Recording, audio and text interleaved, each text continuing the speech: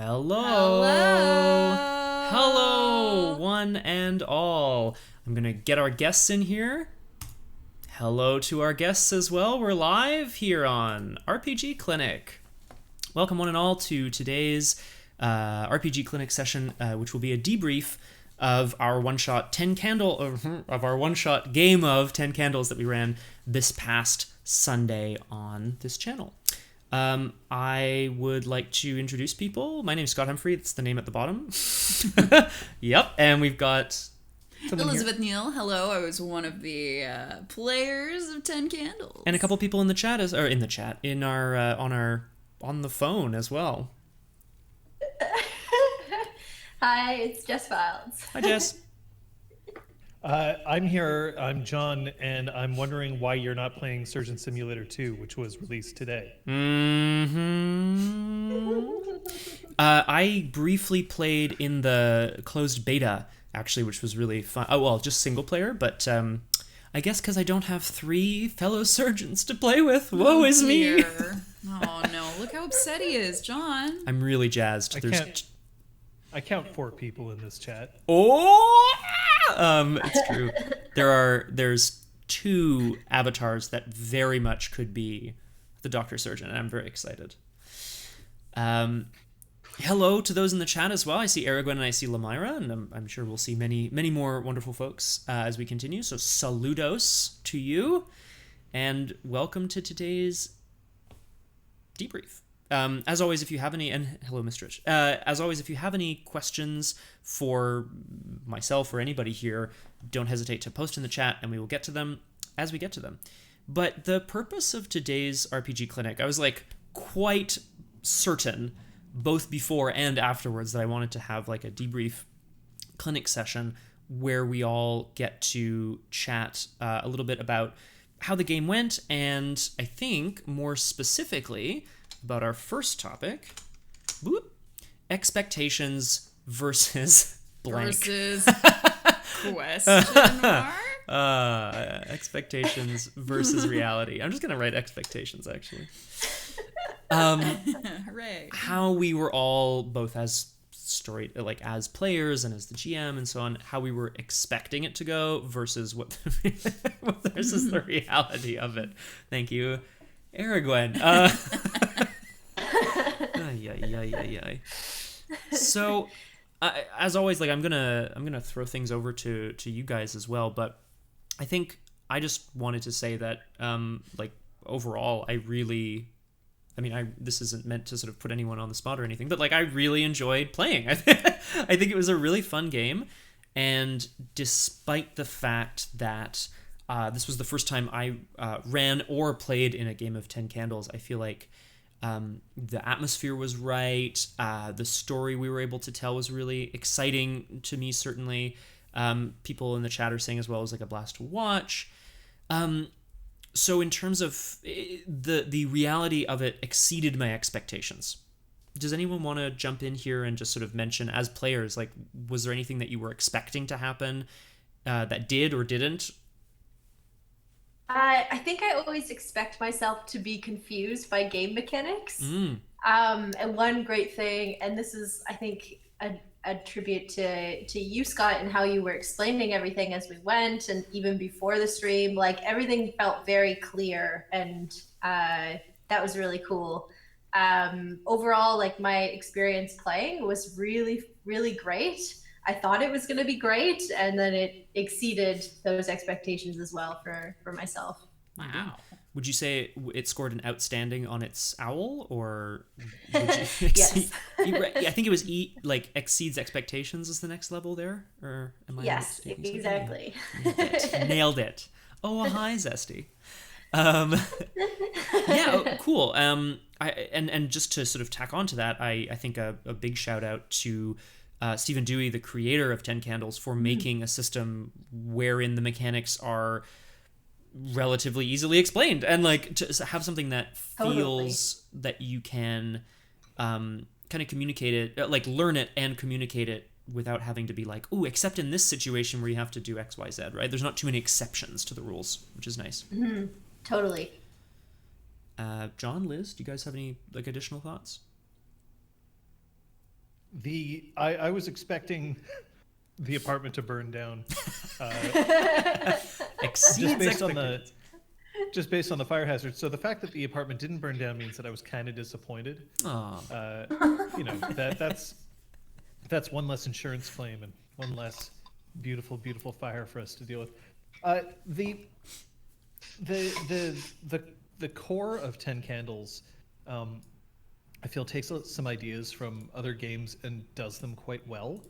And it was neat to see that happen in person. Things like making choices for other people at the table, right? Making your handing off brinks and virtues and vices is a thing that we actually saw to a certain degree in the other one shot that you ran, Scott, the One Last Job. That was a little while ago now, but here I felt like it was more elegant, and I feel like it kind of helped us kind of get into the mood. I loved seeing how Liz handled her optimistic and yet naive character. I loved seeing how you handled your greedy yet generous character. Amazing. So I know that's a very sorry, John, go ahead. And I just sort of it was I'll echo what Jess said. The fact that the system is mechanically simple enough that it doesn't require a lot of investment in time from players or even from the GM. It's handy, and I think that the mechanics went off well, which I really appreciated, and it was just a lot of fun to sit at that table. Yeah. Cool. For my part, I'll just take a moment to answer Mistrich's question as well. Great. How do you feel about horror in general? Mistrich, I hate horror. I'm a very jumpy person. I don't like jump scares. I don't like sudden loud noises.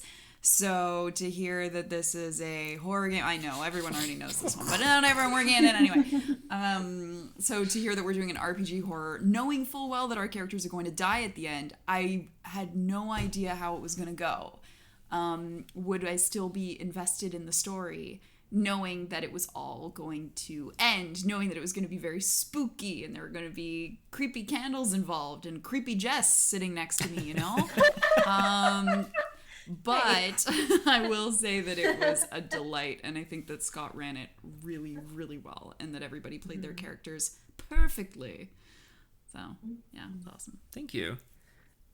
I think that actually kind of raises an interesting question that I want to get into when we talk a little bit about like preparation, and when we talk about sort of, well, I ran a clinic here talking about what I was doing to prepare, and how that kind of came across in the game. But I think that's a really interesting and a valid question, is like, as a group of people, I said I wanted to run a one-shot which is very firmly set in a certain, not in a certain universe at all, but in a certain feel, right? Tragic horror has a specific feel. Your setting can change, whether that's like slapstick comedy or B-movie, ridiculousness, or very understated or Lovecraftian, and sort of, you know what I mean? Like, you can kind of shift around with what that means to you. But Aragwen, I would have been excited, let me just tell you, to do slapstick tragic horror. But I think that's a really good question, and because that's the other thing, right? Horror as a genre, I mean, like anything, there's a lot of subgenres, there's a lot of variety within it, and we have a chance to kind of hone in on one thing that we all want to build together, right? What else did I want to say about that? No, it's gone for now. But does anyone have any thoughts? Oh, yes, that's what I wanted to say. We'll get into character creation in a while, but I wanted to just point out, when I was considering the fact that like everybody was going to be handing 2 traits around the table, I'm like, okay, the players will receive 2 traits, sort of positive, quote unquote, and a negative, quote unquote, and they'll build their characters based on that. Great. I can't believe it, but I actually did not anticipate someone receiving opposites. I really was sitting there going, oh, well, a positive and a negative trait, you can always kind of mix and match. Anyone can be anything, right? Yeah, but John and Kate both received like contradictions. Yeah, almost. exactly. And I think that's a real kudos to, to you, John, and also to Kate, who's unable to be here, I should mention, that you were able to sort of take that and run with it and make a character that way. I think that's cool. I think that the chances, Mistrich, of that happening are actually higher than you'd think. It's just the way that it is, right? Because the other thing is that when I was confronted with writing a virtue and a vice, I wanted to make sure that I wasn't writing, like, oh, bad and good. You're trying to find a better term to use, and you also are hoping. The thing that I was hoping for was not about contradictions. I was just hoping that I wasn't going to repeat something that somebody else at the table wrote. Of course. Yeah, that's sort of the other question mark here, right? Is like, I can imagine in games with a higher player count, first of all, it would be pretty unwieldy to try to get to everybody's moments if you had 8 players around the table or whatever. But I mean, that's just a big group at a table anyway. But also, yes, the chances of someone writing something similar to somebody else, goes up. And you would need bigger candles. Aragwen is correct. So, yeah.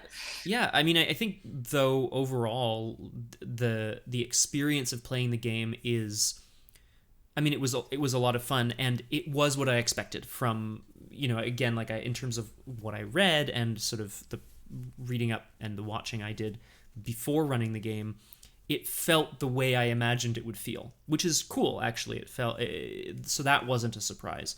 What people did in the game and what happened in the game were all surprises, which is a lot of fun. I want to talk next, guys, if you'll allow me here. I want to talk briefly about preparation, which I will also throw over to the players. But there were some questions specifically from Mistrich in advance about various kinds of prep, and so I just wanted to kind of address those. When I was thinking about running the game, I think I had a real preparation versus ... Hilo. There was a real sort of like pull in me in terms of whether I wanted to start with the feel of the game or whether I wanted to start with a setting for the game. There are modules included with 10 Candles, but I'm a hipster, I guess. Like, I wanted to write my own. I wanted to create something that wasn't from the book. And knowing that, and knowing who the players were, what I did in preparation, I think, is crafted 4 different settings, each with a slightly different vibe to them, I think, in the descriptions, and sent them off to the players. So not only was that a way of me kind of covering my bases in terms of what feel of game we were all going to play, but also it gives me a chance to check in with the players to see, okay, what does everyone feel most excited about, right? There was a module that I think was a lot sillier, and then there was one that was a lot more serious and had like a historical kind of vibe to it. And the one that I think drew the most enthusiasm was the one we ended up playing. I get that makes sense, doesn't it? It does. In a set in a theater, which was cool. Oh, we got a cat here. RPG cat. So, when I was kind of creating the modules, I was thinking about the atmosphere I wanted to create, and that also factored into music choice. Aragwen has directed my attention towards a new tool that I have not yet used, but looks really great, and now I need to find it again. It's in my bookmark somewhere. Oh, no. Favorites! Called Tabletop Audio, of course. It's just exactly. What does it do? Tabletop Audio is an online service whereby you can loop various sort of not atmospheric. What's the word I'm looking for? Like background. Ambiance. Yes. Ambiance. Ambiance. Yeah, ambiance tracks. Ambient. Okay, Jess, I'm throwing this over to you to run here. Thank you so much. Yeah, so that's a fantastic resource. I didn't use it. I wasn't aware of it at the time. I ended up pulling a bunch of like royalty-free music that has been properly credited in the YouTube link or in the YouTube description, so you can check that out there. Yeah, so that's kind of what I ended up doing, but I felt like music was going to be really important to set the mood, so that was something I did really early. Thank you, Aragwen, and hello to Mungani. That was really important to me, and also I really wanted to sort of, spread my wings a little bit in terms of a feel of a horror game that really appealed to me as the GM. So again, I kind of mentioned that there were different modules that I sent out, different vibes, and some of them were a bit sillier, some of them were a bit more serious. They all really appealed to me, but when the sort of enthusiastic answers came back in regards to Ghostlight, the theater setting, I was thinking to myself that the feel of the game should reflect the setting, right? So something a bit more quote-unquote dramatic or melodramatic, maybe, something a bit less conventional in terms of they, although we'll get to that a little later on. The GM doesn't determine in advance who the them or they are. That's kind of collectively created by everybody. So I want to come to that a little later on. Okay, that was a lot, but that was kind of how preparation translated into what we ended up doing. Do any of you folks have thoughts about what you guys either did to prepare or how my questions kind of guided you in thinking about the session? If I'm being honest, I feel like I maybe should have been a little more involved in picking people's brains beforehand about what do you want to see? What do you not want to see?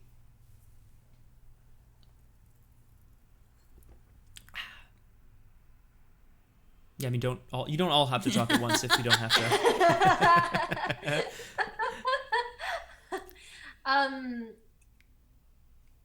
Jon, do you want to go first? All right, I guess. I was giving you Can you space. repeat the question, Scott? Yeah, absolutely. I was just curious if any of the players had thoughts about how my preparatory kind of questions and different module choices maybe affected how they felt about the game coming up. And did you feel like you were listened to by me in terms of what you wanted to see or didn't want to see? I'm kind of the wrong person to ask because I was in general yeah, all of these are fine. Yeah, sure. I didn't have a huge kind of a feeling specifically about okay, this is exactly the kind of game that I want to play right now. Mm-hmm. I just wanted to see what was available because all too often I'm the one making the choices. So I'm happy that it turned out to be one that everybody enjoyed. Mm-hmm. And I am very appreciative of the fact that you were asking people, because even if I don't have necessarily a specific thing to say, that doesn't mean that I'm not, interested in being asked. Mm-hmm. Yeah, no, I mean, that makes perfect sense to me, right? I wouldn't know. You wouldn't know if somebody had a problem with something unless you asked in advance, right? And I think generally horror also deals usually with more dramatic subject material, and I think it's important to sort of establish in advance if people want to see something versus don't want to see something.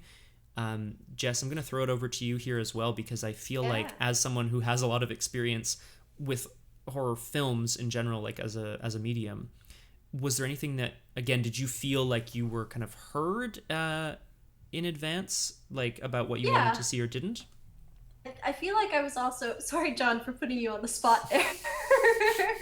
But I feel like I was also in the same boat where I would have been happy playing any of the suggestions that you had sent out. And essentially, I love most kinds of horror. So for me, it was just really exciting. I think what made this feel a bit more meta was the fact that we're a bunch of theater kids getting to also be in this world of theater gone wrong. There's an alternate universe though somewhere where I would love to see each and every suggestion play out because they were all so cool. Nice. Well, that is good, because I'm I'm specifically not naming the other modules because I'm holding them close to the chest because I like them, and I'm going to use them again. Yay! So I'm just like, eh. I had a feeling that was maybe the case when you didn't start naming them off. So I was like, I'm not going to say what any of them are, but so crafty. Trust me, all good. Nice. I am going to interrupt slightly just because I know that Mr. Rich asked this question and now 2 people have answered it as to how people feel about horror. I find that horror as like a film genre completely disinterests me because I feel nothing. I react more to things like characterization and story and suspense than I do to straight up horror. Like seeing something that's sort of like, oh wow, that's interesting and or gross. Like that doesn't overly affect me too much. But things like the reason why 10 Candles kind of appealed to me is because, like there's something very cool, I think, about the tragedy of that sort of situation and the discussion of how people handle the end of the world, that interests me. So if that's sort of like a long way of saying, like, it's not that I hate horror, it's that like in general I need more than horror to grab me. Yeah, John, that's a really good point. Actually, I kind of I don't have it directly in front of me, but one of the opening lines, I mean, in 10 Candles, the book, obviously most RPG books start off with a description of like, what is this game? How do you play it? Or like, what does it feel like? And one of the first things that's mentioned is this is a story about what people do in the dark.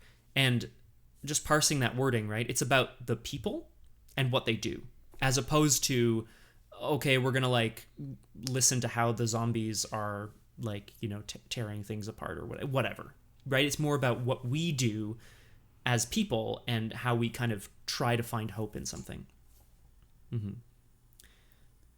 Yeah, Liz, do you have any thoughts on this subject? Yeah, so my preferred way of getting hyped for a game and preparing for a game is having the people, if they can't be in person, at least be discussing with each other. So I don't usually get super involved when it comes to like an email exchange about what do you want to see, what kind of game do you want to play. But then as soon as the game, like, so I knew that I knew the setting because, Scott had laid it out really well. So I was like, yeah, that's the setting I respond to.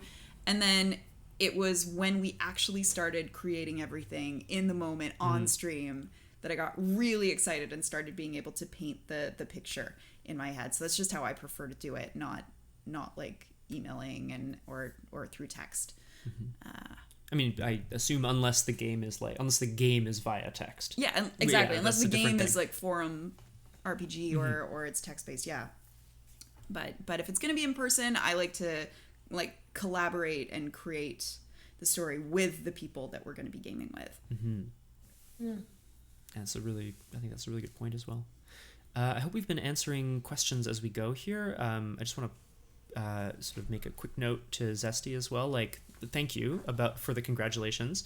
It was really cool. We haven't heard any sort of specifics yet, but it's been really cool to hear back from Stephen Dewey, the creator of 10 Candles, that they were really like overwhelmed to sort of see that we were playing. I think that's really awesome. So that's obviously feels good, and it's really I'm certainly really happy to be doing justice to something that I feel like a bit of a noob to, because it's new, right? Like, because it's new to me. Unless there's questions, as always, folks out there in the chat, if you have questions, just feel free to like drop them in there. And if you feel like I didn't answer something fully, let me know. I'm moving on though, because I think probably one of the most, it's been alluded to already, but one of the most exciting parts of the game is the beginning. Not the only most exciting part, obviously, but the beginning of the game, because it's built into 10 Candles, that the people sitting around the table don't know who they're going to play in advance. They build characters fully, like more or less fully realized human beings based off of 2 traits, and then they create a few more for themselves, right? We've already kind of addressed it. I think it's really interesting to sort of see how a couple of the players dealt with receiving antonyms, like, opposites as their traits, as their virtue and their vice, versus others who had virtues and vices that like went together and complemented each other really well. I was really happy to kind of watch character building happen. It was really great to see people coming up with things that were exciting in the moment. I'm really interested to hear from the players here what it was like, getting your traits and then building a moment, and then writing a brink for somebody else. What was that process like? Did you find it easy? Did you find it challenging? It was challenging, but like in a good way. Like I was excited about the challenge. Mm-hmm. Yeah, there's something... I'm sorry, Jess, go ahead. No, please. I just think there's something very... well, I mean, obviously there's something improvisational about the whole thing, but there's also... Yeah, it's very... It's not that everyone's looking and pointing at you and being like, quick, give me an event, a place, like, or whatever. But there is something very... Yeah, who would ever do something like that? Whoops. It's me. But there is something very on the spot about being asked, okay... Yeah, very much. About saying, okay, you are going to be a optimistic, naive person. What's something that brings you hope? And you're like, ice cream. Like, what's kind of creating those moments and knowing the world in which it's set does seem challenging. I certainly would have found it. I would have found it challenging myself. And I think that's part of the fun of it. For my part, when I received, like, writing them was pretty easy because, you were like, okay, this is a trait that could help the player at some point, and this is a trait that could negatively impact them at some point. And you're like, okay, great. And then when I received naive and optimistic, like, even though I didn't have any traits yet, I was sort of imagining this really bored, jaded coat check girl. Okay. And when I got naive and optimistic, I'm like, wait a minute. No, we could throw all this away. And it wasn't until I imagined this, like, this boyish youth, working in Kochek as an usher, that I went, wait, there we go. There he is. That's the one. And his name is Peter. So that there was just like the click moment. Yeah. Right. So that's interesting, Liz. You're saying that you kind of had not pre-planned a character, but like going into in the module being like, oh, wouldn't it be fun to do It's X? not even that. It's my own fear of having to come up with something on the spot and needing to have a backup plan that I could revert to if I couldn't think of anything. So having that, like, very, very loose concept was comforting to me going in. Like, if all else fails, I can fall back on this. Respect. But it didn't end up needing to happen, so that was great. I didn't expect this to happen either, but like, of course, if you're role-playing on stream or off stream or whatever, if a player looks up at the GM and is like, I do not know what to do, please help me, I think there's a lot of fun in being able to work with your friend to sort of say, okay, well, either provide a suggestion or say, like, well, try to draw it out of them. John, I know that's something that in our kind of longer campaigns, not that you end up doing that a lot or anything, but like, I feel like that comes up from time to time. The idea of the players maybe having a bit of hitting a bit of a speed bump in terms of what do I do next, and then kind of helping them reach a conclusion there. One of the advantages of a one-shot is that you're able to take risks, do things that you wouldn't normally do in a game. And in 10 Candles specifically, you know that by the end you're toast. So you have a lot more leeway there. So sometimes I feel like that gives players a little bit of leeway. But because you're also being given things to do from the other players, your brink, your virtue, your vice, and the fact that you yourself have narrative control at different parts of the game, I feel like this is a one-shot that's built to sort of say, come in here with zero expectations and let the game affect you so that then you can affect the game. Mm-hmm. And that's a really interesting way to look at it, especially for one shot, because to me, a successful one shot is not something that takes 10 hours of prep for 1 3-hour game and then it's over. And you kind of feel like you've invested a lot into something that is ephemeral, as it were. So I kind of really appreciate when I get pushed and pulled by other players at the table. That part's exciting to me. Yeah, I think there's a real beauty, like a real kind of poetic beauty to the fact that the game sort of mandates that PCs will die because it's meant to be played as a one-shot, right? Like the mirroring of, like, knowing the sort of the meta implications of you knowing that your character isn't going to make it mirrors the fact that, like, we all know that this is a one-time event. Whether or not you play together every week and you play 10 candles, like, oh, we play 10 candles every Friday night at midnight. Amazing. It would be great. You know, regardless of that, I think, yeah. Can we, though? Sure, Jess. Yeah, absolutely. We'll come to yours and I'll bring the candles. Yes. Yay! Yay! Please refer to scenario 2J. Yay! Yay! I think there's something really beautiful in that, and it also this isn't something I have a lot of experience with, but I mean there are you know, we can talk about player types, and we can talk about not player intentions, but the goals that people might have when they role play, right?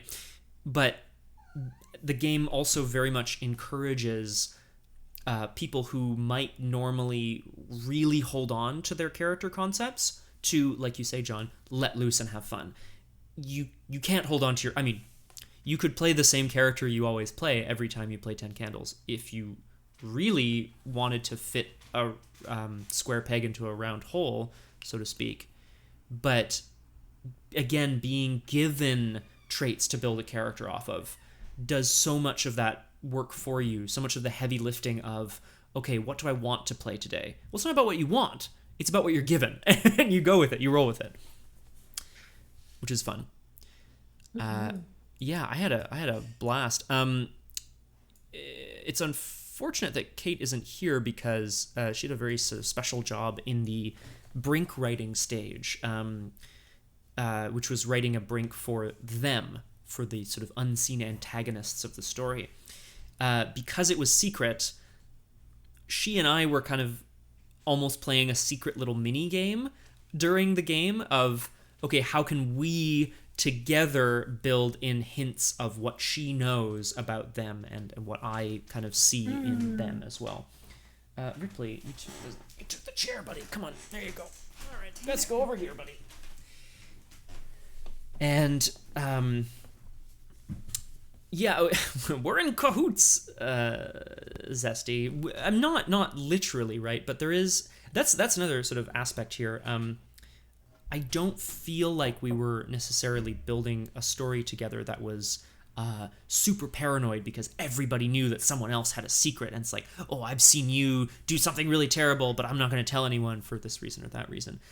It didn't feel like we were building that real kind of paranoid gameplay, but there were elements of it, and when those came in, I really wanted to encourage those.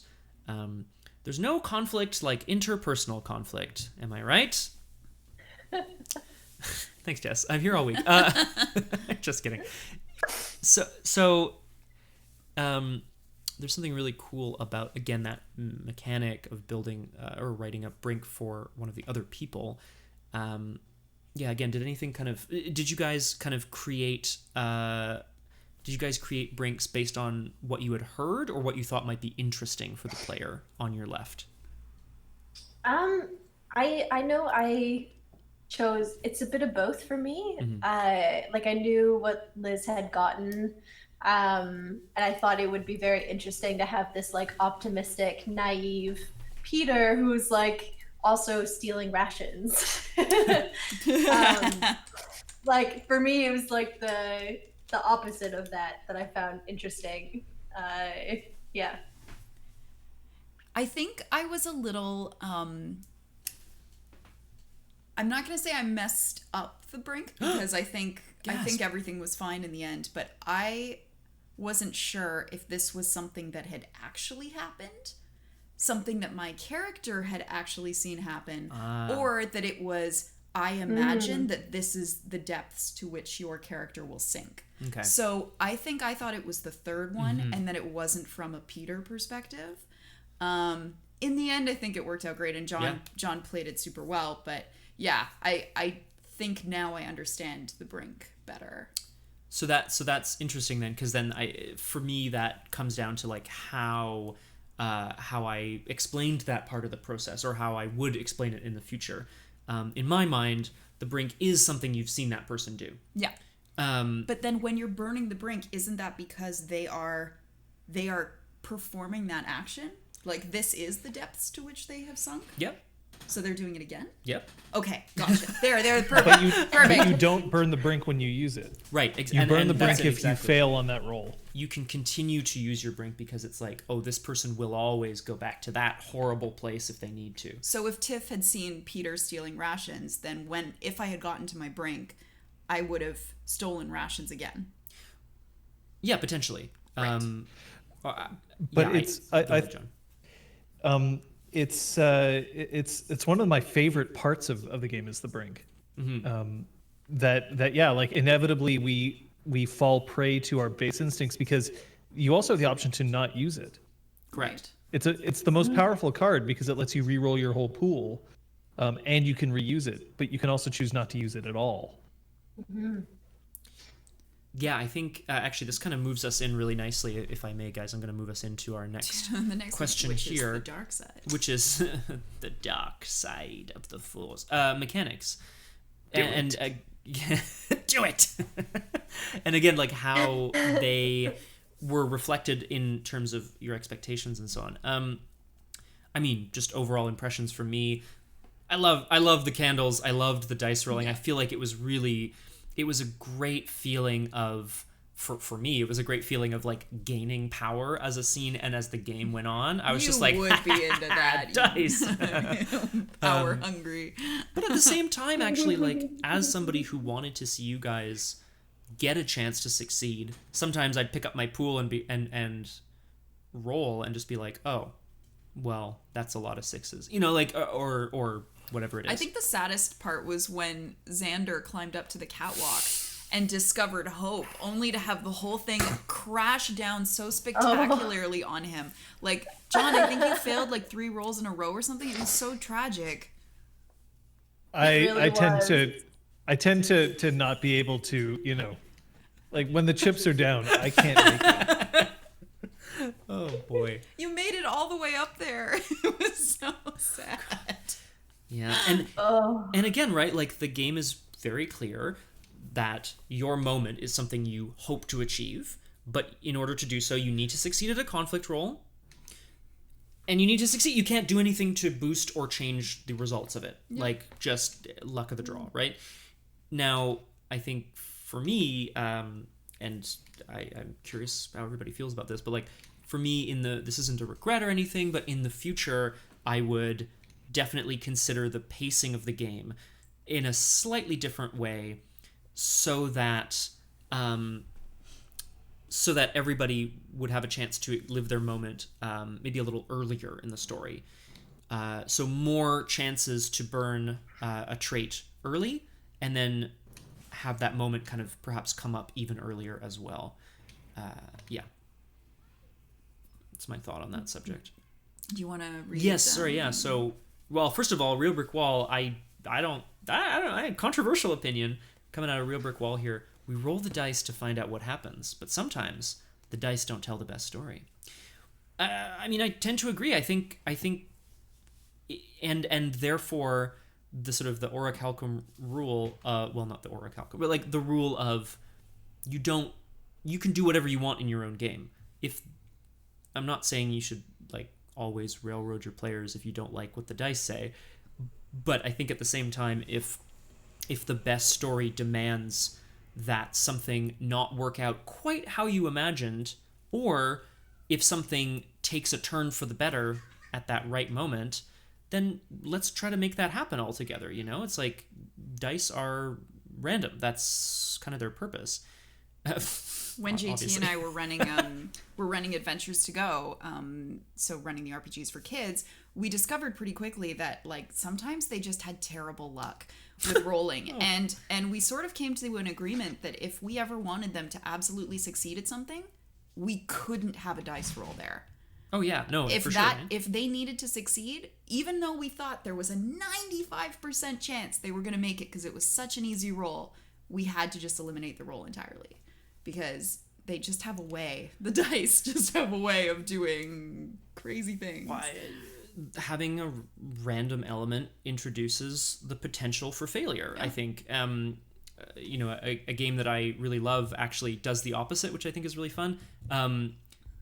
As I've kind of mentioned in various chats before and so on, the Arkham Horror card game has a similar random mechanic wherein, you have to take tests and you have to draw a token. And some of the tokens are better than others, but there is an automatic fail token, i.e., there is always a chance you will fail in the game, as opposed to there's always a chance you'll succeed, right?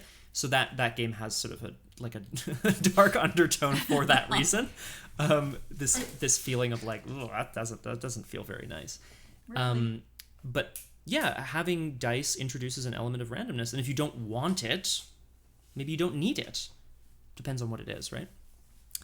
I feel like I might be one of the rare few who really likes failing on a dice roll. Oh no, I'm with you there, Jess. I mean, sometimes it feels terrible. I'm so excited when it happens. Yay! Because there's I mean, especially in this game where we know we're gonna die too. It's every like it makes it that much better when you have one die to roll and the GM has like a whole plethora of dice in his pool. It's kind of like, well, let's try, and if it happens, it happens. If it doesn't, let's see what happens from there. The thing about overwhelming odds, right, is that like sometimes you get lucky, but most of the time you don't. If they're overwhelming against you. And yet that's not, if I'm thinking of like action films or whatever, right? Like the majority of action films have the hero pull out a victory against impossible odds. And it kind of makes us think all the time, like, well, okay, so if I'm facing down overwhelming odds, I'm going to succeed in the end because I'm a hero. And this game, it's not about success necessarily. It's just that you will die. Oh, there's so much. There's so much happening in the lot chat right happening now. Here in the chat, so I'm gonna just jump on that. Please, though, if anybody feels that they want to jump in here, like, please feel free. So Evil Squeegee kind of supports the idea of like, if your vision for a moment exists, you don't have to randomize it, because then it might take away from that feeling. Again, if your vision for a moment is whatever happens, whatever the players choose or something, then yeah, you can introduce an element there. Weirdness mentions candles, which is good because we're talking mechanics here, folks. I found it interesting that when the candles started going out, they started going out fast. Oh yeah. I liked that frantic paced feelings, especially when the dice failed and things became that much worse. I have a separate topic here for pacing, but we're just gonna like do it all at the same time, I think, because the candles are meant to represent your time running out. The game is also very clear. If a candle accidentally is extinguished for any reason, you have to continue. Oh my God. Like you have to say, yep, that's the end of the scene, and then continue. I'm actually shocked that never happened. Me too. I also am.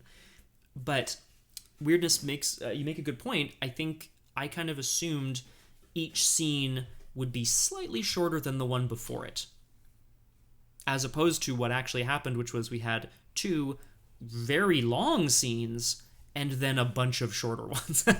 And it's that feeling of accelerating towards doom that is part of the excitement of the game, I think. It makes people panicky. Mangani agrees here as well. Mr. Ch has a story. I'm just going to read this.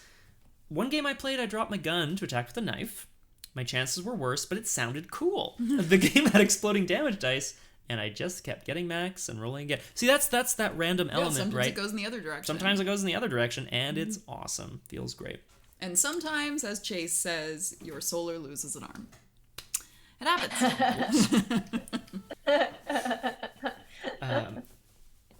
Yeah, I like that games is so zesty here. Like, I like games that can remove the chance for failure on some skills that you have down, but it can, on bad luck, take you the whole day to achieve it with repercussions. So, yeah, the idea that, like, okay, well, your character is good enough that it's not as if... And actually, this is something Jon's pointed out a number of times, and I certainly take it to heart. If you've all agreed to roll dice for something, and they say you fail... it doesn't necessarily mean that your character has not succeeded at doing something. It doesn't necessarily mean that your character is bad at that thing, or that they made a mistake, right? It could potentially be an outside force that affected it. Maybe they're distracted because they're worried about something else. A circumstance just kind of jumped in as well, right? Sometimes I just can't remember my wife's name. Look, I never had to roll for that, okay? Thank God. Yikes. Well, that's a different kettle of fish here. Ripley, can I help you? Yeah, the cats are going Dear wild, God. guys. Apologies. Yes. Okay. So, and then weirdness kind of, I think it seems like you're taking it a step further here. Weirdness. It felt like a setup, and then the killer is amongst us, and then the end, which I don't necessarily disagree with, and I don't know if that's bad. Oh, there's another cat down there too. Have they been fed? No, they have not. I'm gonna feed them. That might Okay. shake them up. Bye, Liz. Come on, Ripley. There goes our other cat. That's certainly the impression I had as well in terms of the pacing of the game. It felt like we had all the time in the world at the beginning. And then I kind of looked at the clock and I went like, ooh. There's an additional element here, which was that we were intending to do the whole stream end to end in about 3 hours, a little more or a little less. And it was a little more. So it worked out. But the amount of kind of control that the GM has over that timing is a bit less, because there's the mechanic of narrative control in the game as well, right? If the player gets more successes than the GM does on a roll, they retain narrative control, they have ways of taking it back, and they can describe how things go. I am not saying that the players in this game extended the life of the game. I think I did, if anything. I think that this is certainly something that if I ever run the game again myself, it's something I'm going to think about. How to make the pacing feel a bit less forced at the end. I think it was rushed in a good way. We were driving towards a conclusion, but perhaps a bit forced. I didn't feel like it was forced. It felt like it was its natural conclusion, to me at least. Okay, cool. Well, I mean, that's really great to hear from you, Jess, because I only have my own perspective, right? Like, it's also because if we talk about like expectations and stuff, I had an expectation of what the game would feel like in terms of how much I'd be able to get to in hour 1 and hour 2, right? Like it's just kind of natural. Mm-hmm. I was sort of thinking, okay, I see what you mean. Exactly, right? And so at a certain point I was like, whoa, we got about an hour left and like we're nowhere near this, and this. Mm-hmm. Requiem has a question here. Do the mechanics allow for someone to survive at the end, even if it is only a sliver of hope? No. I'm super happy to answer that in the negative. I don't see why you couldn't do that if you ran the game. I mean, the game says don't. A final person? Yeah, right? Like, I don't see why you couldn't choose to run the game that way, other than the fact that the rules say you shouldn't, but like, whatever. The rules are meant to be broken in the service of story, right? Role-playing games. But I was clear, and I think we were all on the same page that like your characters were not going to survive. Also, the game that you ran was your game of 10 candles. Yes. Mm-hmm. So in the end, if you want to be able to say yes, somebody can survive, you can. I would point out that means you're not playing the game that was intended. Right. Yeah, and I don't necessarily think that... I mean, that's not bad in and of itself, right? But I do agree with you, John, like that the intention of the creator is for all of the PCs to be dead. What was I going to say here? Cats are fed, right, Liz? Cats are fed. Good. That's Welcome why back. they're quiet. I'm looking at chat here, folks.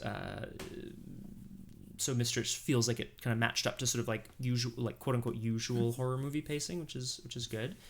I'd probably run it the first time with everyone will die to sort of keep the feel of run it as you're the main ally adversary. Okay, I see what you're saying.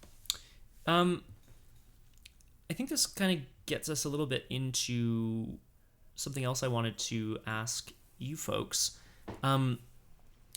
In the building of your characters, you end up with a concept, but 4 traits, right? Your virtue, your vice, your moment, and your brink. Can anyone, or does anyone want to speak to how it felt to either be able to use those in the game, or conversely, not have gotten to them? And we're not, throwing blame around or anything. I'm just curious if anybody wants to speak to what that felt like. I mean, I wish that I had gotten a chance to burn more of my stuff. Yeah, sure. But I would take that as a learning experience. I thought that it was like preferable to put your 2 personality traits at the top and put your moment and your brink closer to the bottom. And I think if I play again, I'll bring my moment especially second, maybe even first, so that you get a chance to play it. Because burning your traits is not that big a deal, but I think it's nice if everybody gets the chance to have the moment. Hey, so thanks, Requiem. That's just for next time. That's something I'm gonna take into consideration. Yeah, I did. Go ahead, John.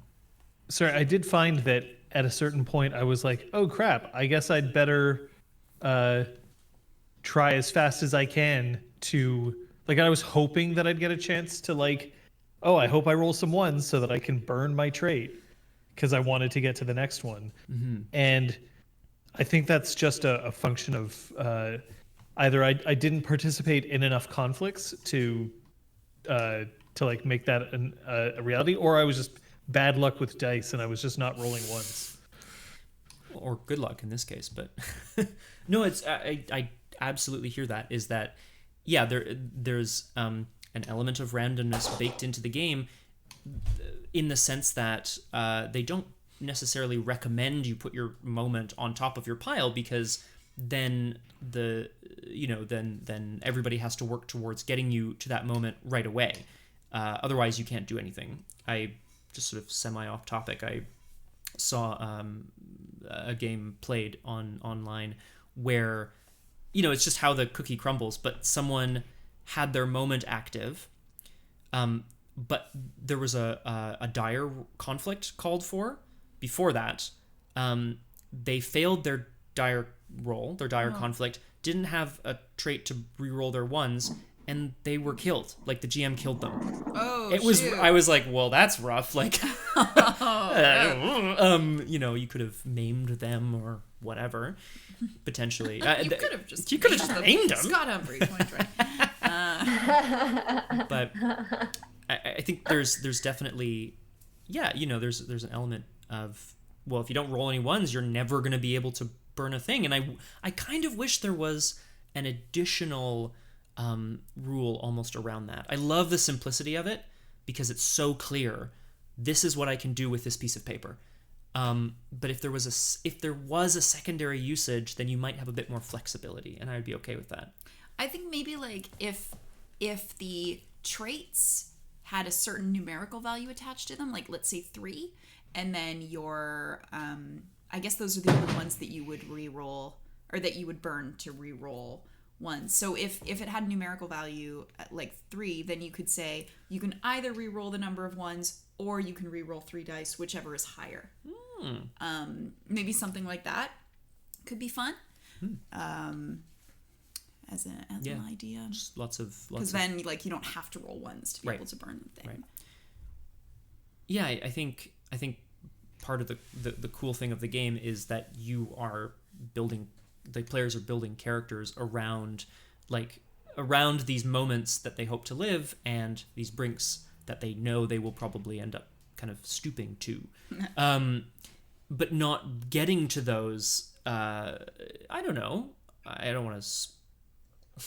Yes. I don't want to like speak to anybody's experience or anything, but I think I'd be a little like, oh man, like I didn't get to use these pieces of paper. Certainly. So it's funny, I was disappointed about my moment, but not my brink. Ah, because it felt like it matched the character. Sure. That's it. That's all I want to say about this. Sorry, Liz. No, it's okay. I wanted to stir things up a bit. No, it was wonderful. Stir Jess. that it was pot. Perfect. John, you were going to say something. I was going to just agree with you that if I'm given a fancy mechanic and then I don't get a chance to use it, I can see how that's like that to me is disappointing. And or at least if I don't get the choice of whether or not I want to use it. Right, exactly right, because you don't have to take it. And I think just as a really concrete example of that, John, I just want to, if I may use you as an example, you made a very strong move towards your moment. And because I didn't move away from the scene that we were in to give you the access to that, and I also gave someone the opportunity to roll a conflict. When they failed, I was like, uh-oh, end of scene, and I want to start the next scene with John's roll, and if he fails that, we're moving on to a next scene right away. Like it just kind of compounded really quickly. Spiraling a little bit. And so I think there's something in that, again, in the sort of like hindsight and going forward, knowing for the future, like, okay, so hopefully when you start a new scene, maybe everybody kind of decides for themselves, like, okay, this person's moment is active, we're going to move towards this as best we can.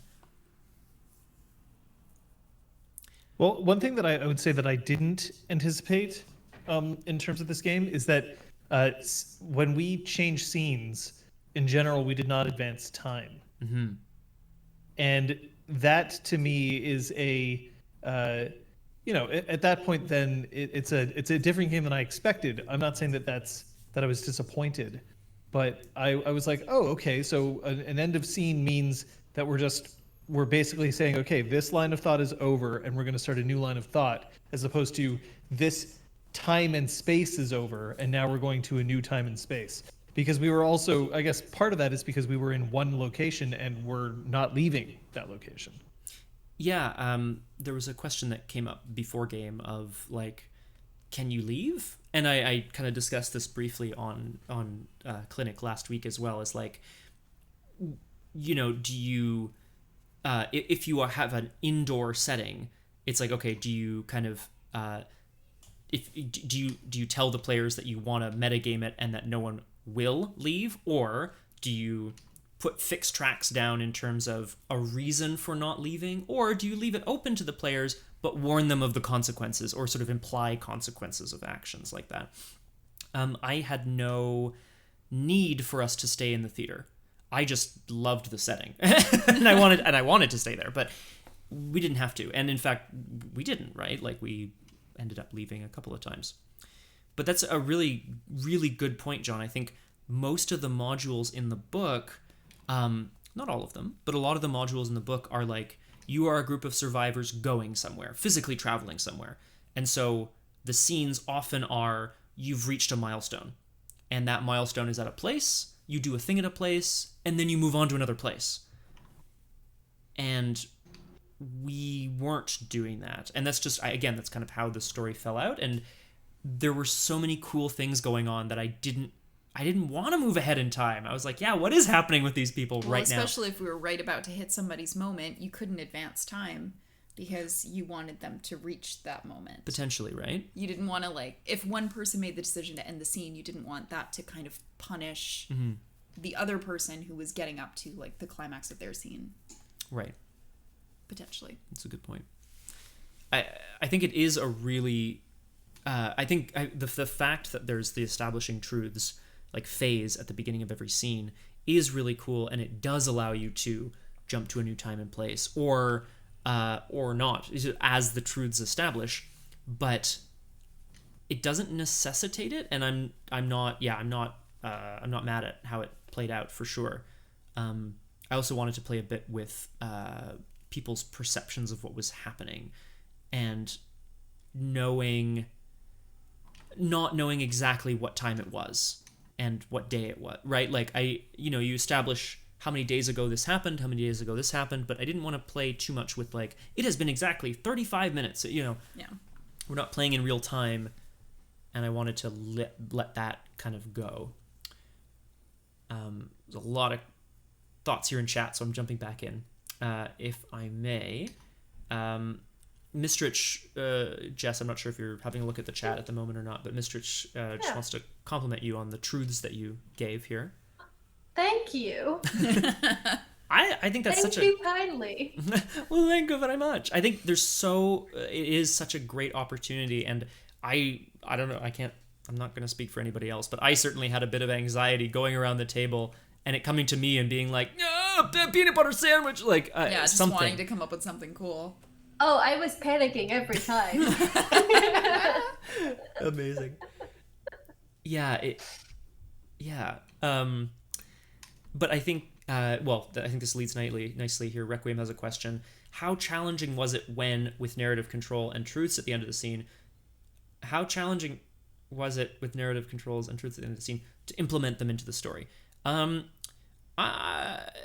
gonna say challenging, but I'm gonna put a caveat on that, which is some of the truths that we established were true, but just never came up because the story veered off into left field, and often I would introduce something that was like, well, guess we're going over here now, and sometimes the players as well would just be like, I'm gonna go do this, we're gonna go do that, and therefore, in pursuit of one of the truths, another one might become just like a bit of, not fluff, but like it might just become a bit of flavor for the game rather than a thing that has to be addressed, right?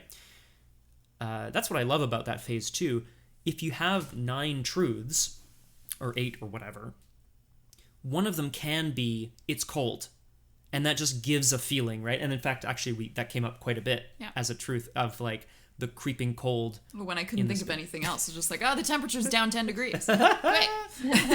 Great. Keep introducing that. Great. Soon we'll run out of degrees. Mm-hmm. Did any like every time you said it, I was like, that's a great suggestion. It was my fail-safe, Jess. Bam. Yeah, and anything come up in your minds, guys, about like specific sort of truths that were told that you went, oh, that changes things for me, or like, oh, hang on, I'm not sure if I understand, or like, did anything kind of stand out there?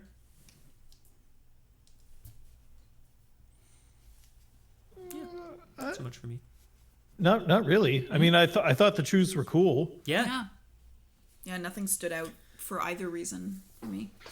Just like it was great. They all complemented each other really well. Mm-hmm. There's a question here for everybody from Zesty here. It says, how much did what I will call theatrical cooperation run against scene limits? Did it enhance your feelings for the story? Did you feel resolved with that character? I'm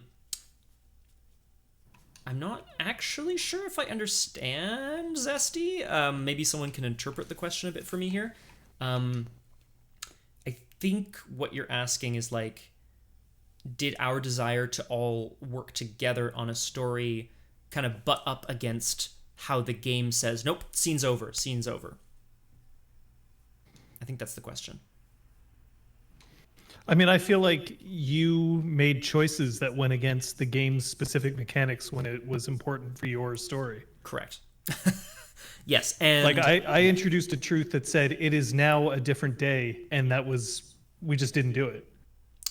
Yeah, because you're right. Like I remember, and in fact, it's funny because I mean, well, that's not funny per se, but the truths are true, and yet we did not. But it was a truth that did not serve your story, right?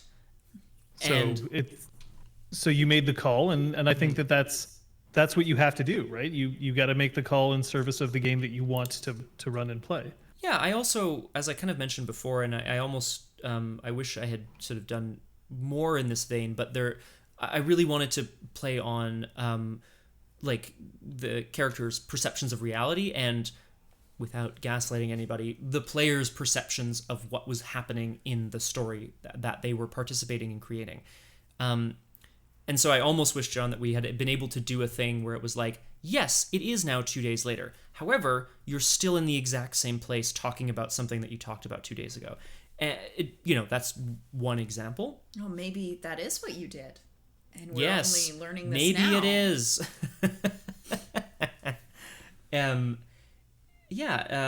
Some more thoughts here in terms of like, I thought the light was going to be more actively evil, said Weirdness. No one wondered how it was still on when everything else was out. Well, Weirdness. So I did introduce the idea of like a backup generator that was kind of a little shaky, but we definitely didn't dive too much into it, especially given like the brink that was written for them and kind of how that figured into it. I also. I actually also thought that at least one day had passed. I don't know why. Oh, okay, cool. Yeah, I'm misremembering things. Hey, look, if it worked for everybody, then that's what's key, right? Like, we all had a good time, and it was a cool story, and like, boom, boom. Yeah, no matter what, at the end of the day, if everybody had a good time and people enjoyed the story, then you won. Yeah, nobody's quibbling over anything, right? Because like, I think it was a good time. I'm just kind of thinking for myself, like, this is an incredible learning experience for someone who is a less experienced GM, like someone who has run one session of one thing on stream and then a few other sort of small things off stream. But it's been a great learning experience to sort of feel it out and stuff. I do want to talk about something else. I'm just kind of, whoops, sorry, Liz. Ow! I'm just moving into a different. Are you assaulting Liz in front of us? He rolled out his keyboard tray right onto my kneecap. Well, Scott. I know. I'm sorry. And now I can't move my leg. It's just a little maiming. We'll be right back. Click. So the new topic here, I'm actually adding one for those people who are following along at home here, which is beginnings. I want to talk a little bit about what it felt like to have that opening scene, because specifically it was something that I, like, from my perspective, that I really wanted to address here. What do you mean by the opening scene? The first moment of the actual story. So post character creation, we lit the final candle. We recorded our last messages. Another excellent touch, by the way. Oh, and that was so cool. So killer to hear them at the end. And then we had an opening scene. But you mean the opening scene, sorry to interrupt, go ahead. Of Katie and Tomas being like, yes, who's been moving this wood? Oh, yeah. That is what happened, eh? Yeah, it's true. Yes, exactly. That's what I wanted to discuss. And, we don't need to sort of, like, again, nitpick too many details or anything, but I just think when I was kind of, hello back, Aragwen, welcome. When I was preparing for the one-shot, I, had a lot of thoughts in terms of what I wanted the game to feel like and where it was going to be and what might be present in the various different rooms of the theater, depending on who went there and what they needed to find, and et cetera, et cetera, et cetera. Just being sort of prepared. And when we actually sat down and started playing, I kind of introduced the setting and what everybody knows to be true about the theater, et cetera, et cetera. But I realized, like, as we were starting, I was like, oh no, I've only introduced little fish hooks, little pieces of bait for players to take up. I haven't actually necessarily introduced an inciting incident or like a big conflict, right? I wanted the characters to feel safe and yet paranoid at that safety. It worked out. I think it obviously. Worked out quite well. It was good. But I just realized, like, in that moment, how difficult it was going to be to have a character say, oh, well, these things are weird, but I don't want to propose what the solution is. You know.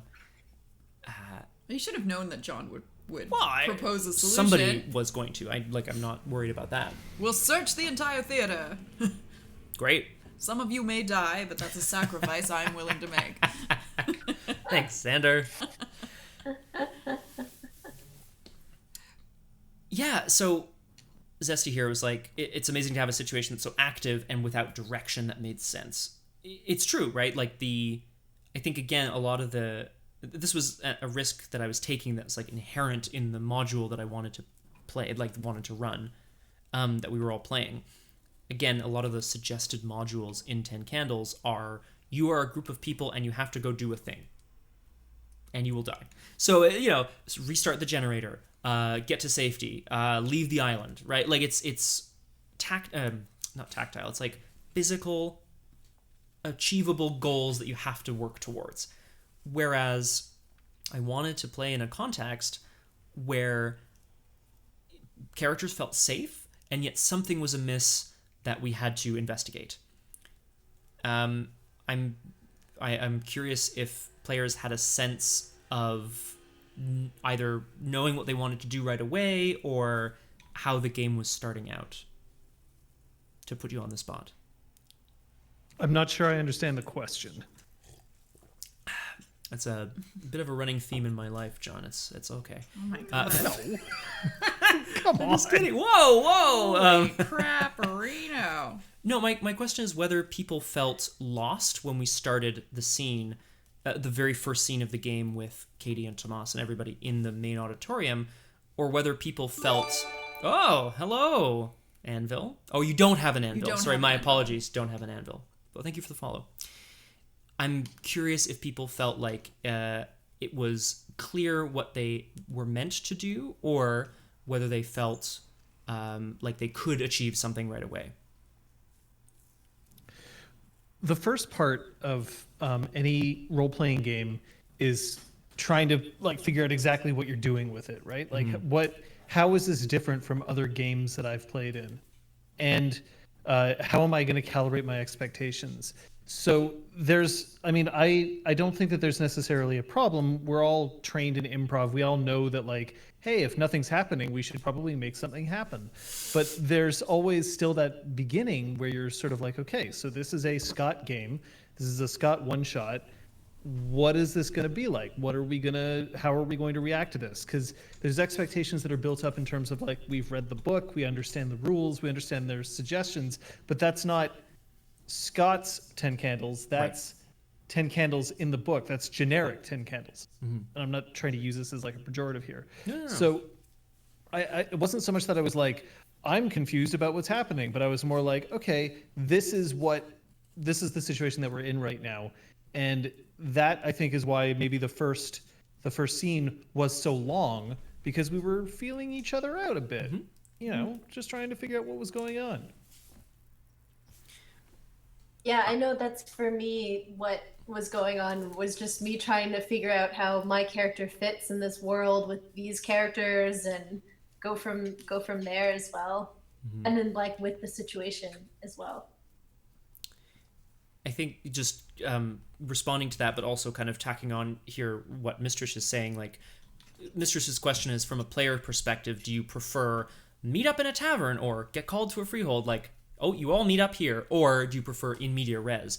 And I think, if I'm not misreading how 10 Candles is written, it strikes me like the game kind of always starts in media res. You're building your characters, and you already know something about other people, so you must know each other, and therefore you're not starting in in media res. Requiem just means starting in the middle of the action. So you don't get to have a scene unless, I guess, the GM could introduce a new character, an NPC, so that everyone can go around and be like, hey, I'm Tom. Tom Foolery. Yeah, I'm the class clown. Haha, rough. Well, the way that 10 Candles is built, at the beginning of the game, it's the players who are supposed to be the ones driving the action and defining the narrative. That's and in this particular case, you had an idea of what you wanted to throw out there. So it was more like, okay, we were reacting to what you do. But I think part of the reason why a lot of the modules in 10 Candles are written that way is because it's supposed to be like, all right, this is to make it easier on the players to say, we have a goal, let's go and do this goal.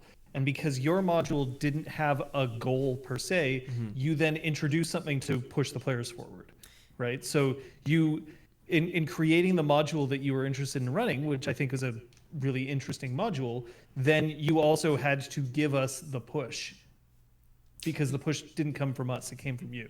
Yeah, and I would actually go a step further there, John, like in the sense that, again, I was really, I would be really excited to run this module again. Like, I was really excited about it. I wanted to see what people would do, and I loved the setting, and I was really excited about the type of threats and obstacles that people might face through the game. But I would take it a step further and say that as we were starting, I got really nervous that something was going to just fall apart. And so I almost, it's not that I panicked, but like as a GM, I maybe went, oh, we need a thing. And I said, this will spur them forward.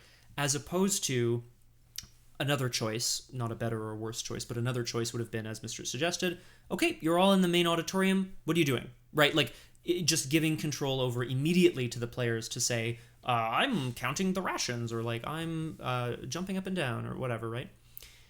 I had that moment as the game master of like, it is my responsibility to establish the opening scene, and therefore I must, and that's not necessarily the case.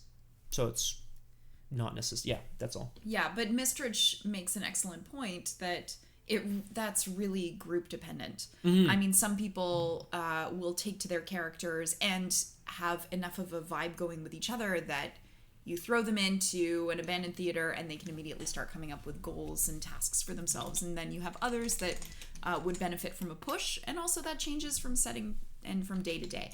So I think it's always good to have something in your back pocket that you can put down as a way of spurring things forward. That's never a bad thing, because the alternative is worse, like a bunch of dead air with nobody knowing what to do and no backup plan. Right. So I think it's better to be over-prepared in that situation. Yeah. The purpose of RPG Clinic, like these streams, I mean, sort of in my opinion, and like everybody should feel free to agree or disagree with this, is to kind of peel back the layer of separation that we have between what a game looks like and how a game runs versus what people are thinking behind the scenes. And akin to watching a film and then watching the behind the scenes featurettes, right? It's like, some people, myself included, get more enjoyment engaging with media if they also know how it's made, right? And what kind of what thoughts are going into that process. So I think that that's kind of why I wanted to bring this up, just as an example of something that happened that might have come across one way, and what my internal kind of process was there as well. Yeah. Any other thoughts on this before I kind of move on to something else? No, I'm ready. Cool. I wanted to touch on something very briefly because, again, there were questions that came up here. It's going to be brief before we move on to something else. But I just wanted to say that in the game of 10 Candles, as I think Mr. Rich had a question on this in the Discord as well, as you might expect in a horror game when we're dealing with various topics, there were yellow cards pulled at a specific moment late in the game. I just wanted to say that I think the safety tools that we use on RPG Clinic, the yellow card specifically, was used really effectively here. It indicated to me and to everybody at the table that those players who used them were approaching their limit. It was a heads up to the table. It's sort of a pause in the action rather than a stop in the action. We were able to adjust our course and continue. And I think everybody at the table remained safe and comfortable, is my hope. Oh, yeah. Cool. That's, yeah. I mean, look, the whole point of having these cards is so that we use them. And the other whole point about having these cards is so that we feel comfortable using them Not in terms of like we're trying to indicate that somebody's done something wrong, but because we're trying to indicate that there's something important that we have to say. So exactly. Yeah, I think that's actually a really great way of phrasing it, John, as well. It's like I mean, we use the term heads up at the table, right? But it's a way of flagging something for people at the table and saying, I have something to say about this. Or not, right? Just you're flagging a moment for people to know, and that's all you're doing, right? So I just wanted to touch on that briefly for those people in the chat who were curious about it. I just wanted to say I thought the yellow cards were used very appropriately, and they kept everybody safe. Another topic I wanted to address, because again, this is something that I think people were probably really curious about, was them. The they of the game. 10 Candles is very, I think again, is very clear that there are antagonists in your world.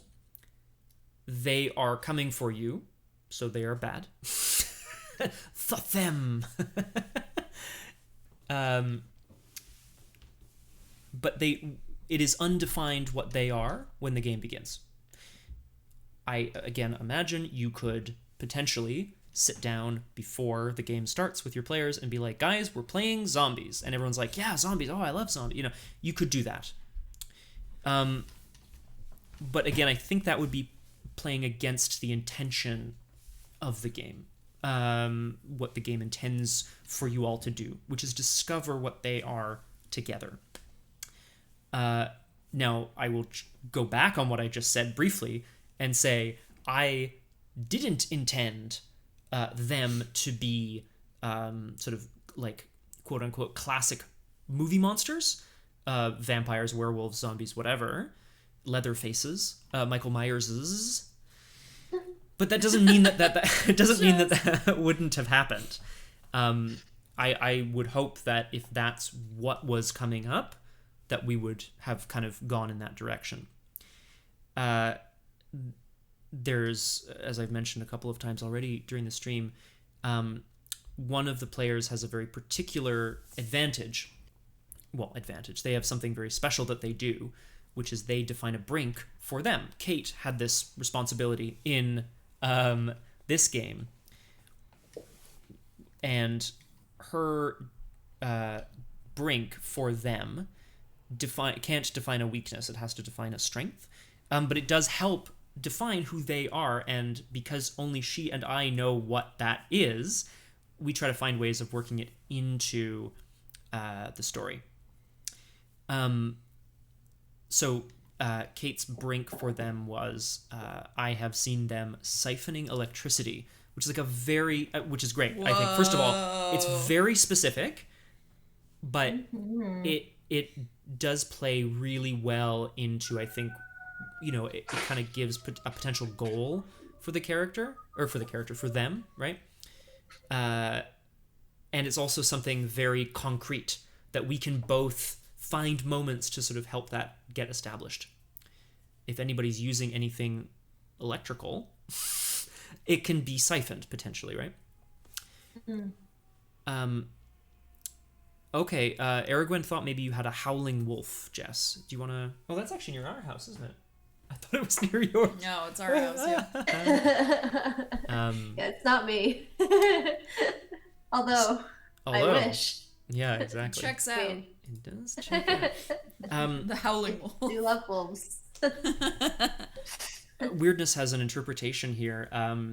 At one point, I wondered if all the characters were already dead and in limbo, being judged by some sort of angels, and then like fighting or not fighting, and fighting and not fighting maybe depended on the outcome of that judgment.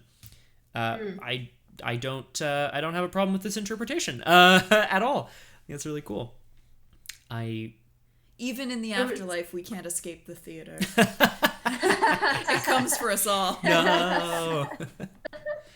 There was definitely one moment with Katie and Tomas where I thought both of them were already dead. Like when I was talking to them, I think when I was babysitting them in the theater. I think Katie just like turned to Tomas and like had a moment of like, oh, I'm sorry, or there was like something said to that extent that I was like, oh, maybe they're dead already. Mm-hmm. And you're next, Tiff. Yeah. Because you're babysitting them. Yeah, I definitely wanted to sort of like play around with the with the idea that like well, I mean, Katie specifically had somehow passed through time very rapidly. Unclear how or why. And that's what I kind of wanted to play with. And that perhaps that had already happened to Tomas as well. Yeah, I think it's a really well, first of all, I think it's a wonderful like narrative mechanic. Not only are the antagonists veiled and therefore, scarier because you don't know when they're coming for you or whatever, but also you don't know if you can fight them. You don't even know, you don't know how to fight them. You don't even know if they can fight them, right? Which makes them potentially really frightening, but also potentially a bit of a dud. If nobody ever goes out on a limb and starts making specific statements about what they are or what they do, then nothing ever really happens. There was a question from Mistrich earlier, again in the Discord as well, about like, what did you think about having them only introduced 2 or 3 candles in? And personally, I love that. I didn't want this to be a module where you felt threatened immediately by the forces outside the theater. Perhaps nervous as to why they couldn't get into the theater.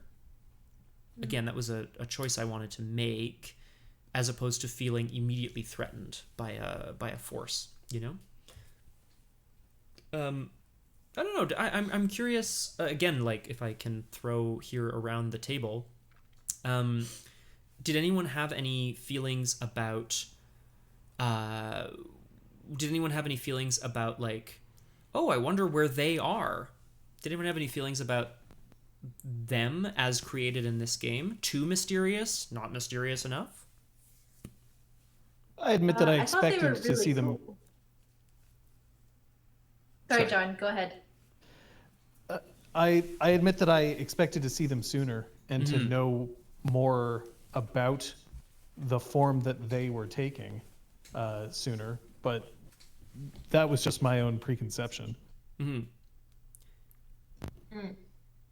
I think I really liked the fact that we didn't know too much about them.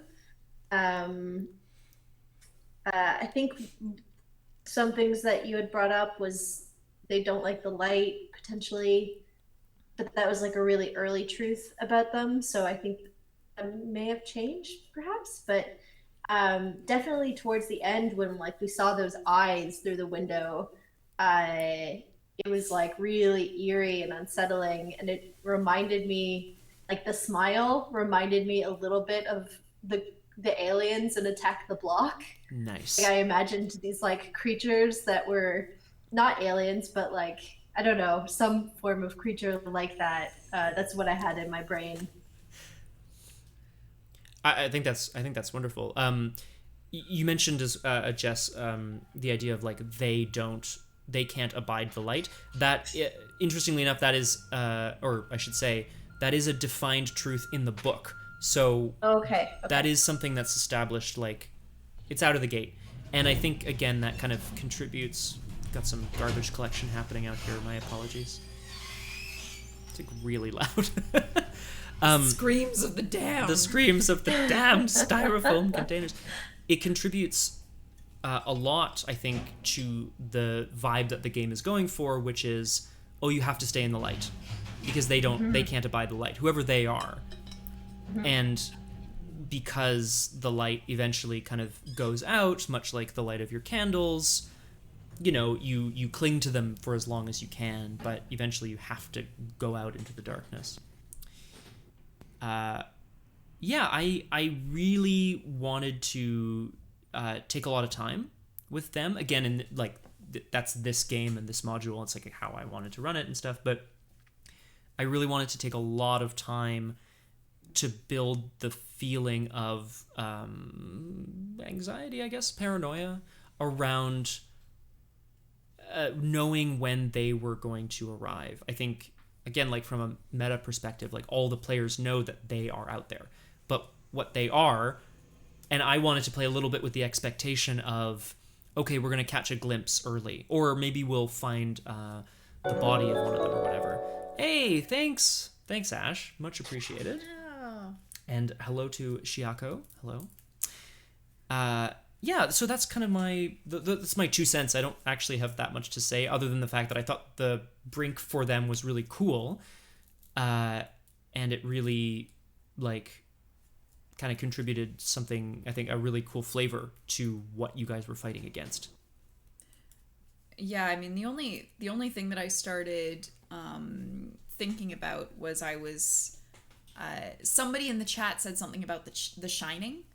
And this, like, playing with time and the mirrors being, like, portals into other timelines and stuff. And as soon as that was proposed, I couldn't think of anything else. So I just imagined them being humans who had been ripped through different timelines and dimensions and were utterly, like, warped. Whoa. So as soon as... So, shout out to whoever said The Shining, because that, like... created my whole perception of them. Definitely some Shining vibes. Yeah. Definitely. Hey, thanks for the follow. Shiako, I should just mention, just because it's not maybe super clear from all of everything that's happening on the screen right now, we're talking about a one-shot that we ran on this channel this past Sunday of Cavalry Games 10 Candles. And we're just doing a little debrief on how it went. Just FYI. Yeah, I think that is a really good shout. Obviously, like, I really enjoy The Shining as a film, but also, like, as a feel, you know? It's very unclear. The film is very unclear whether everything is internalized in people's minds or external or some combination of both. And if both, how is that possible, right? Exactly. Like, and similarly, I think at a certain point when things start, like when physical objects start moving or breaking or whatever, it's like, okay, probably this isn't just in your mind, but there you go. Yeah, I mean, when you said that Peter looked over the ghost light and saw something different that Jon couldn't see, I started freaking out because I thought that Peter was going to become possessed first. Possess Peter. And then one by one, we were all going to be taken by the evil and then die. Like, I thought there was going to be an extra level of, like, possession to it. Oh, my God. Yeah. Yeah, thanks for the shout out, Mistrich. YouTube.com/RPGClinic is RPGClinic on YouTube, is the... let me find the YouTube link for you, Shiako. I'm sure somebody else will someone do it. else, yep, someone will do it for me. Yeah, we got boss community members and mods. We do have a link on the it's on very our possible real brick wall. coming in hot for the YouTube channel. Yeah, I think I really wanted a lot. Like, we talked again, Mr. Ted question sort of in the Discord about, like, planning different sort of set pieces. Almost, I did have some ideas in mind because, you know, there's a thank you, Requiem. There's a setting. You know, there was a setting to the game, so I had certain thoughts in mind about what creepy and or scary things might happen to people in that setting. Some of the things happened on the fly. Some of the things I was like, oh, this would be a good opportunity for this set piece moment. Because the fly gallery in a theater is so high above the stage, I loved the idea of someone floating up towards it. I think that's a really cool image. You know, me, like, I'm a very visual person, so I had sort of images in mind, some of which were brought to life and some of which were adjusted or created or totally just, like, out of the blue. Yeah, and I think that's, again, I think the game encourages people to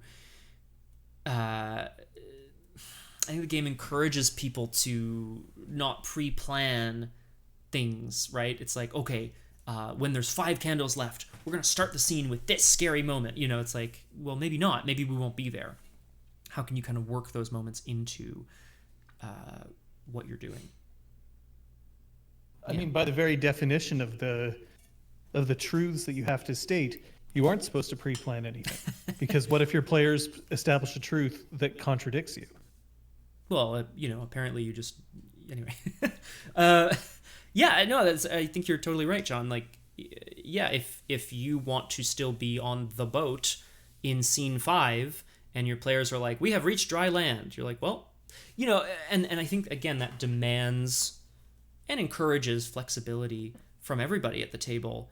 And that's just going back to what you said as well, John, like, it encourages a risk-taking attitude. You don't have to be a risk-taker as a player, but it encourages that kind of attitude because, well, it's a one-shot and you're going to die anyway, and you may as well do something a little out of the box, right? We will definitely, at the end of the session today, we'll definitely give everybody a little heads up on what's coming. But as Eravana has mentioned it, I will just mention briefly in passing that our coming 2 Sundays on this channel will be one-shots. This coming Sunday is a game of Paranoia run by John. And then the following Sunday will be a game of Good Society, a Jane Austen RPG, as run by Liz here. Hey. Both of which we're all very excited about. So that's really... I was sourcing music today. Yes! And there's one playlist called Balls and General Merriment. And of course, I just looked over my shoulder and I just see Liz working on a playlist called Balls. I was like, well, all right. Now I understand.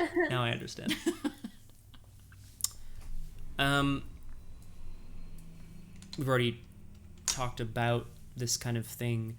I think this has come up, a number of times over the course of the stream. But this is a great general avenue or general place for people both in the chat and here on the call to mention things that they thought worked. Like whether that be specific scenes, specific moments, interactions, things that they felt stood out to them as really positive. I'm going to shout out Kate, and I'm going to say that the tech worked really well. Yes. I know that's not the answer you were looking for, but I'm going to bring that up. Of course, it'd be nice if we could more accurately show like how it's spooky when the lights start going down and the candles start going out, but then it's not a stream anymore, and then it's just an audio podcast.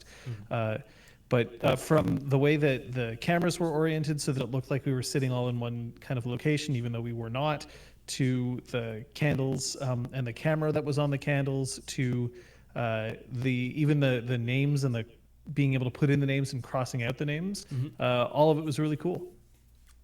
Yeah, I'm going to second that, John, before everyone else does as well, which everyone will. Like, I think, I agree. I think that was such a huge element of helping things run really smoothly. So yeah, huge shout out to Kate. Like I wouldn't say I get overwhelmed, but I definitely start to obsess over little details if something's not quite working well, and having so much, not redundancy built in, but like having so many things streamlined. It's just like push a button, do a thing. Great. Yeah, I think I agree. Like ideally, you'd be able to play and watch the game by less light, but then you can't see anything that's happening, and it's just, you're right, at that point it's just an audio podcast. This isn't, I just want to be really clear because I know it might come across this way. I'm not sitting here trying to like fish for compliments about the stream or the game. Like it's a learning experience. It's a learning experience. I want to know, and this section could also be titles, things that you think could have been different. Like I'm curious, both for my edification and those in the stream, what people were really drawn to. It's a game of tragic horror, so like hopefully the atmosphere was set well, but like, yeah, just generally I think there's a few things here in the chat here. Lamira mentioned it before, the matter-of-fact delivery of the scene setting. was really effective. I think that's great. Like, I don't even know if I intended it necessarily, but it just it was the vibe that we ended up going for, and I think it is. There can be something really effective about being a bit more melodramatic with a scary moment, but there's something equally. Actually, I said this on the stream as well. Like, there's something equally horrifying about something out of place that is like just there. It's definitely happening, but it doesn't seem right. Oh, it was the moment when we said like, oh, I'm gonna look at Katie, and you're like, Katie? Oh. Yeah, where's Katie? Oh, Katie's gone. Oh. What? For how long? Mm-hmm. I don't know. Sure. And it was just so like boom, boom, boom, and it was the spookiest, creepiest thing you've ever done. Spooky. Yeah. Mr. has a question. Why did I name an NPC Katie? Because that's very close to the name Kate that's already on the stream. Great point, Mistrich. I am making a note of it. Honestly, Tomas was a NPC written into the module, and then on the fly, I was like, we need another NPC, and I guess I looked at Kate. Aw, yeah, it just kind of happened. It's a good point though, as Jon often kind of points out, like, naming things on the fly can be annoying because either it's like, oh, isn't that already a name in this universe, or like, oh, it's a stupid name. Oh, or just like, wait till I have to start coming up with Jane Austen names on the fly. My God, it's gonna be Eugenia. Eugenia. I can't wait to see Eugenia. Yeah. God. I want to say something that worked. Yes. I loved Piff lasting. Like, first I loved Piff starting and then ending within 10 seconds. I honestly didn't even see it coming because there was like, it was not a thing. And all of a sudden I was like, oh, is there a ship sailing here in the face of doom? Nope. Nope. Absolutely not. I knew the moment that I had to think about the break, I was like, well, here it goes. Here we go. It was perfect. It was perfect. Get wrecked, Peter. That backfired, Tiff. Oh boy. Oh my God. Yeah. It didn't even save her. Nope. Because you failed the roll, right? Nope. One die. I mean, She you probably died. need to. Spectacularly. Thanks, Ash. There's a Horribly. reminder in the chat to hydrate. Be sure to have some water. I'm sure you all have lots of water. I'm all done mine for now, but I'll get some more in a bit. Yeah, I think there's a mention here as well of like naming the actions of the reflection. I personally just love the. There's a trope in horror movies, right? Of like the people look in the mirror, there's nothing there, and then they like move the mirror and there's something there. It's a way of having a jump scare that like works well on the camera. We can't do that in a non-visual medium like this. But I just think there's something really awesome about the idea that something that should be a certain way because that's how reality works seemingly just does not function that way anymore. I'm sure I'm being influenced by like probably a Goosebumps story or something I read when I was I'm sure there's something that it's obvious and I'm drawing from it right away, but I can't remember what that would be. Yeah. Hey, there you go. So Requiem has a thought here of like having a list of NPC names. You don't even necessarily need them, but if one comes up, you can be like, yep. Yep, and Keith. Or whatever. Yeah, I think that's... No, not Keith. Fabulous. Not Keith, Allowed right. Got to it, right. Keith. Sorry. Jeez. Oh, Joss. Jeez, Squirt.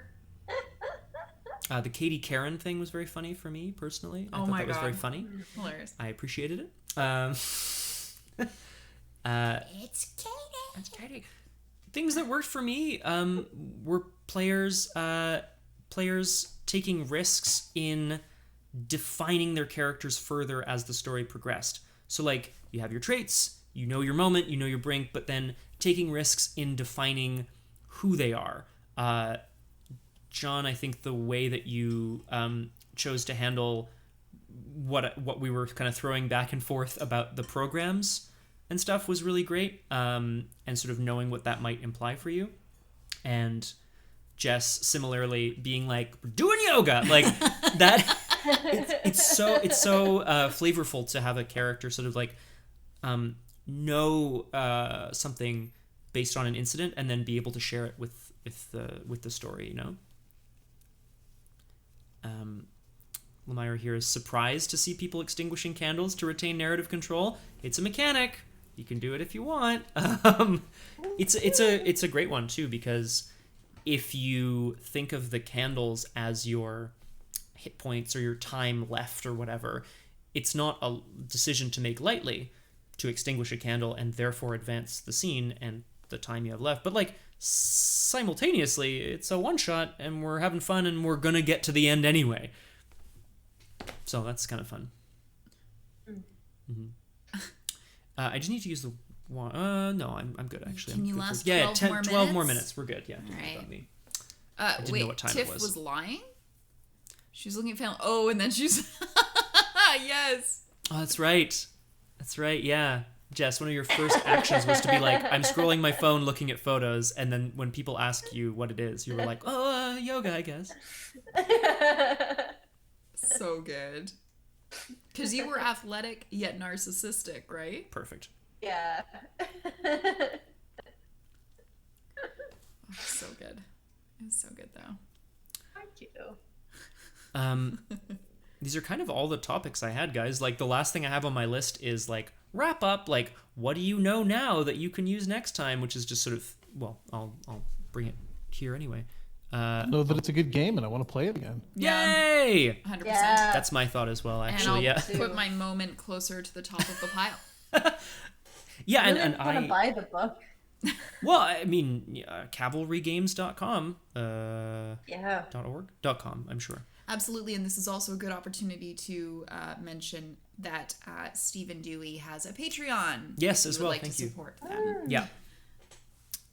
Which you can Amazing. find via Twitter, through their Twitter. or on Patreon. Are there any mechanics that you would want to borrow into future games that are not 10 Candles? That's a great question, Aragwen. In terms of quick character creation, Virtue and Vice, or just two traits even as a character creation tool could be really useful. Yeah. If you sit down to play a game and the game doesn't explicitly say just start, you'll figure it out, but people have to come up with a character, especially if people maybe are a bit nervous about like, oh, I don't know, like what should I play, what should I do? I think it's a really good, well, it's one possible way in. I'm not sure I'd borrow it for future games, but like certainly, you know, when I'm building characters for role-playing games, like often what comes to mind is like character traits, right? Not necessarily a look, but you know who they are, right? So getting people to name random traits and then pass them gives you a way in, which is nice. I wonder if I would say like knowing who you're naming it for is an interesting thing. Yeah. I wonder how it would change if you randomized it. Like if you wrote a virtue and a vice on a piece of paper, and then virtues went in one hat, vices went in another, and everyone just drew one. You could potentially get your own at that point. You could. Which I don't think see that's a problem. necessarily a bad thing. No. Fire. Liar? Just Fire. Oh, fire. Oh, fire. Okay. Just burning things. The only rule change I would be interested in seeing is the idea that you can burn a trait without needing to roll ones. So like rolling a certain number of failures or a certain number of ones, whichever number is higher. I would like to see how that changes things. I do think there's an interesting alternate version of this game. Virtue, fire, vice, fire.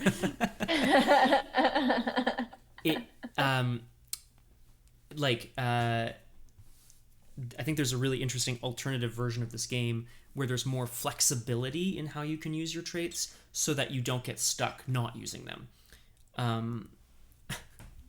Ash is suggesting just like yeet like 20 different traits into hats, and then you can just start picking them out. I'm going a little ham. I like it. Ash. Yeah. Lamira asks, do we have to wait until after Star Wars Season 1 before y'alls will play 10 Candles again? I can say, Lamira, based on our current schedule, yes. Not yes, but that we have Paranoia this coming Sunday, Good Society the Sunday after. After that, we're doing a session 0 of our Star Wars RPG, Star Wars Reach. And then a season of X number of episodes. It's okay, Pook. We're super happy to have you here. Any which way. After the season ends, we have the opportunity to renew or not renew. At which point, we as a team have kind of discussed doing one shots, or maybe not even, maybe just moving straight into a new season. So that's the plan. Yeah. But time flies when you're having fun, right? Sure does, Scott. Thanks, Jess. Yeah. My least favorite joke of all time. Well, my least favorite. My eye rolliest joke of all time. Time flies like an arrow. Fruit flies like a banana. It's the worst. It's really bad. But anyway, there you go. If there was a single one shot between each season, Mistrich would be happy with that, which is really cool. I think Mish was just saying, even if there was just one single one shot, I missed the even. I missed the really even. hate the idea of 3. I wish it was just one. I didn't say that. I didn't make that. Oh God, I didn't mean for it to be like that. Well, thankfully there's lots of games out there in the world, folks, and the idea is that on this channel we're going to be playing them all, not them all. What? We're going to be playing lots of them in the future. Yeah. There you go. I mean, I think the session was a really great learning experience, and I took a lot of time before the game to have an RPG clinic where I talked about building the game, and then we ran the game, and then now we're having an RPG clinic about playing the game, or having played it in the past, and it's starting to get to the point where it's every week Scott talks about what he's doing next week, and then every week Scott talks about what he did the week before. But I think yeah, it was a great opportunity. So I want to thank all the folks on this channel for letting us all have the opportunity to participate, play, but also run games in this format. And again, big shout out to Kate, because the tech for the 10 Candles game really did a lot of removing headaches for me, and it was so cool in that regard. Yeah. Anyone have any other kind of final thoughts here before? Yeah. Any other thoughts? I loved playing it. I loved playing with you folks. Loved the GMing that was done. It was just super fun. Yay! There's a wonderful suggestion here in chat, which I'm sure you're all seeing. Mistrich suggests, instead of 10 candles, just play 16 candles, where it's the same game, but at the end you find a date for prom. It's incredible. Is that if you're still alive? No. I am gonna say yes. I like the idea of incorporating Monster Prom into that. So it's a John Hughes, George Romero crossover. We're all monsters. And how many of us had good proms? I barely remember mine, TBH. Damn, Scott. I know, isn't that really harsh? That's so mean. Not the person I went with. I had a perfectly lovely time with all the people I went with. But what's a prom? A promenade, when you take a walk. It's a grad. We call it grad here in Quebec. I don't know about. Yes, at the end of a high school, traditionally, Kung Fu Fenris, you have there's a graduation ceremony, but also a party and a dance. Aragorn, you had a Tinkerbell themed prom dress? That's amazing. Excuse me. What? Ooh, Aragorn, that's cruel to tell us that.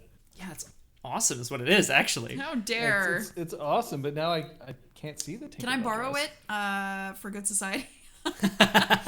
Just ship it here real quick. Yeah, We'll just real quick. We'll pay for the real brick wall. You're gonna share the story at some point, maybe. I can't wait. I cannot wait. Yeah. Well, yeah. I don't know. Prom. Wow. Oh, 16 candles. That's where it came up. I was like, what is happening in the chat here? What? We went off topic. I don't Inconceivable. On an RPG clinic. I don't believe it. Never. Well, I'd like to thank everybody in chat, of course, and this is incredible, Aragwen. And I'd like to thank everybody who's here. Liz is here, but also people on the call, Jon and Jess. Thank you guys really very much. It's been really cool. Thank you. Thank you. Woo! So we're gonna sign off now, but just a brief reminder: you can of course follow us on our RPG Clinic Discord. Also, you can find links there to our Twitter handles. You can follow us on YouTube. Is there any other like social media things that I'm missing? I don't think so. Oh, we'd be good. We're gonna be good. This coming Sunday, Jon will be running a one-shot of Paranoia. I do not know anything about it. And I'm concerned. I am concerned. Damn, Granville. I've been dead. Damn, Granville. Wow, I love it. Wow. So, it's going to be a great time. I hope you're all able to join us at 6 p.m. Eastern, still daylight time for a bit longer here.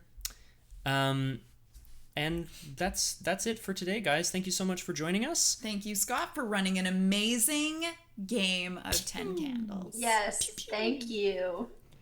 Well, merci, Scott. C'était excellent. Merci à toi, Jon. We're gonna see you all next time, and of course, don't forget, folks, that it's a difficult time in the world, but we have an amazing community. The community knows what they need to do. They need to go up, and they need to go to the right. Bye. Bye. Bye.